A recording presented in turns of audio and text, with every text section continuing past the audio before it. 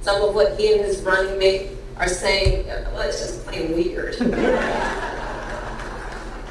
These guys are just weird. That's who they are. As weird and creepy as J.D. Vance. Super weird idea from J.D. Vance. Yeah, it's not. I mean, it's quite weird. Just plain weird. Just plain weird. Just plain weird. That stuff is weird. They come across weird, and then they start being weird. Yeah, they're weird. Being a really weird. He's such a weirdo. Donald Trump and his weirdo running mate are weird. Deeply and profoundly weird. They are weird. These Republicans just being weird, it's just weird. It's really weird. Republican weirdness goes even deeper. He said a lot of things that are weird, a weird style that he brings, weird policies. Let's start with the weird thing, because it is a thing. Just plain weird. What was weird was his talking about Diet Mountain Dew. Who drinks Diet Mountain Dew? You ever seen the guy laugh? That seems very weird to me that an adult can go through 6.5 years of being in the public eye. If he has laughed, it's at someone, not with someone. That is weird behavior. Weird and cultish. These are weird people on the other He side. kind of doubled down on his weird ideas. I think weird is probably generous. Simply weird. These guys are just plain weird. Vance as weird? You know, as the campaign said, weird. It really is just plain weird. J.D. Vance, plain weird. I mean, I don't know how you can read it. Weird. It is kind of weird. We're not afraid of weird people. The other side, they're just weird. Why are you being so weird? Vance has done something more extreme, more weird. No matter what kind of weird stuff they keep saying. Trump and Vance are just weird. In addition, it's dangerous to democracy. That's the weird part that's the most engaging. Whom he addressed as my beautiful Christians, which was super weird. Weird tech bro J.D. Vance. He's a weird guy. J.D. Vance, uneasy and sort of weird. The PR push for this is weird. It's like the entire Democrat strategy is ran by high school girls for high school girls. And they're using their own lingo. It's like, oh, this guy is so weird. Because, you know, in a world you want to impress these girls, right? Like when you're in high school and you're looking at all the prom queens and you're looking at all the popular girls, like you want to impress them. So the worst insult that you can get is like, oh, well, he's weird. It's interesting how people are treating it on Twitter. They show actual footage from the boot sex in the Senate. And they say underneath, J.D. Vance is weird. Or they show a picture of that transgender lady showing boobies in front of that White House. And it's like, J.D. Vance is weird. Or which one was it? It was something associated with like the nuclear energy person, you know, the one that stole luggage at the airport, the one that stole women's underwear, and underneath his photo is J.D. Vance is weird. Or the Olympics. That doesn't really have anything to do with America, but now the meme is spreading to other cultures, and you have like that Last Supper from the Olympics, and it's like J.D. Vance is weird. Yeah. No, I think that the Democrats have been promoting ideas and people that when you look back, you can see that they were objectively wrong. And you can see that most people do not agree with them. So they completely burn their credibility to the point that this is the only thing that they have to run with. And it's interesting because I actually did listen to J.D. Vance. Yeah, like he's a right-wing conservative, but like none of his ideas would be weird in the 90s. In fact, the Democrats would have had similar ideas in the 90s. It's just that like they push so far to the left that they're hitting a wall now. And they realize, okay, well, if we push any further, there's nothing else to push. So now just someone that talks basic bitch common sense, like stuff that you can talk in Eastern Europe just fine.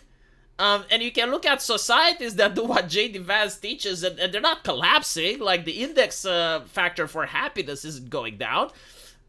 So that's not weird. But what is absolutely weird is when you look at Kamala Harris, okay? And use the Google search engine, but modify it so you can read articles about her before she ran and articles about her after she ran. Now, before she ran, even Democrats would say that she is not a good pick, she's not polling well, she's not very popular, she's hemorrhaging black staffers from her own cabinet. Like, everyone is not happy with Kamala Harris. And then when she decides to run, all of a sudden, she's like a rock star. Like, all of a sudden, we're told that she's the bestest ever. And instead of talking about her accomplishments, we're talking about how weird J.D. Vance is. And that is actually weird.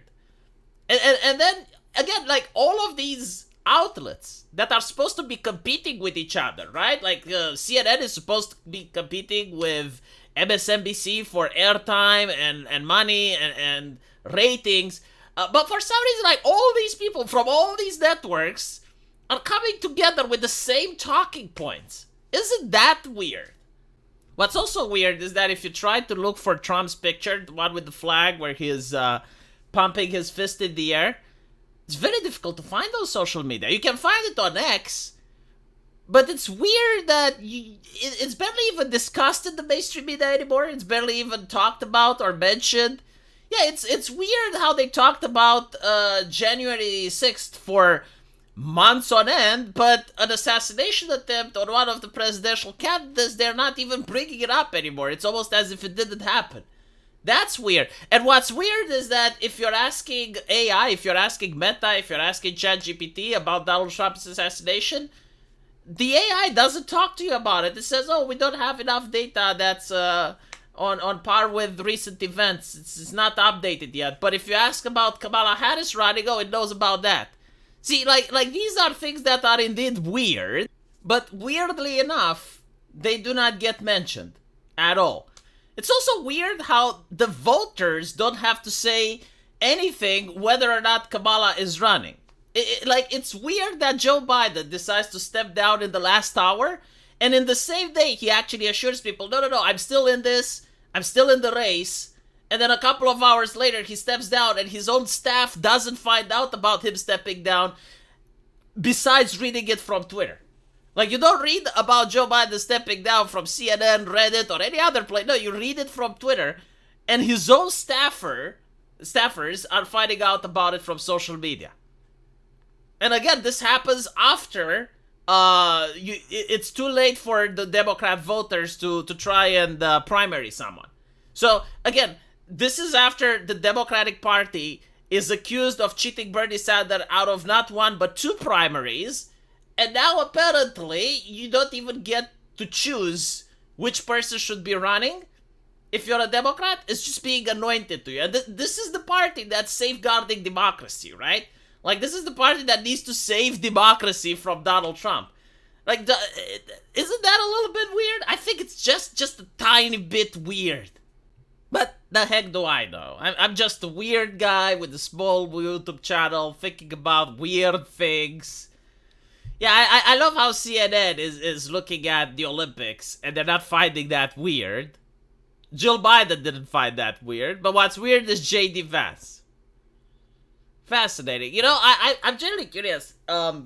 If you could take to your family dinner A, J.D. Vance, or B, the person who organized the opening ceremony at the Olympics, who would you find it more comfortable to introduce to your mother?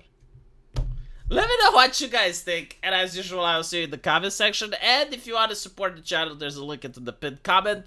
It will take you to my subscribe star, as well as to my live stream, where I live stream every day. So, I'll see you guys there. Take care.